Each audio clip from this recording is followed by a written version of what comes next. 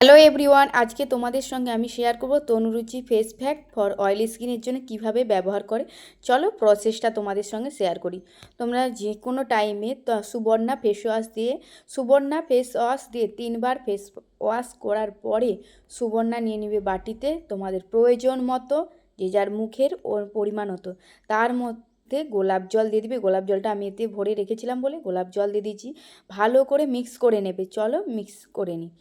আস্তে আস্তে মিক্স করার পরে এটা তোমরা ডেলি বেসিসে ডেলি ইউজ করতে পারবে। তারপরে তোমরা ফেস ওয়াশ করার পরে ভালো করে ডিপ ক্লিন করার পরে এটা ভালো করে মুখ এবং চোখের চারপাশেও লাগাতে পারো। আর এটা লাগিয়ে তোমরা রান্না করতে পারবে, কথাও বলতে পারবে এবং পড়াশোনাও করতে পারবে, কিন্তু রোদে বেরোবে না। তোমরা শুধু যখন সারা দিনে যে কোনো টাইমে একবার ব্যবহার করবে, 20 থেকে 25 মিনিট রাখবে ভালো করে।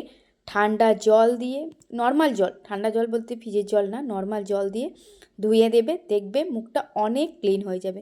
যাদের মুখে অয়েলি স্কিন এবং পিম্পল ব্রণ আছে সেই সমস্ত স্কিনে এটা ইউজ করতে পারো, খুবই ভালো। আমিও ইউজ করছি প্রায় কিছুদিন ধরেই, আমারও পিম্পল আছে যেহেতু, তাই জন্য আমি ইউজ করছি। খুব ভালো, খুব ভালো। চলো এবার আমরা আজকে ডিনারটা কমপ্লিট করে নিই।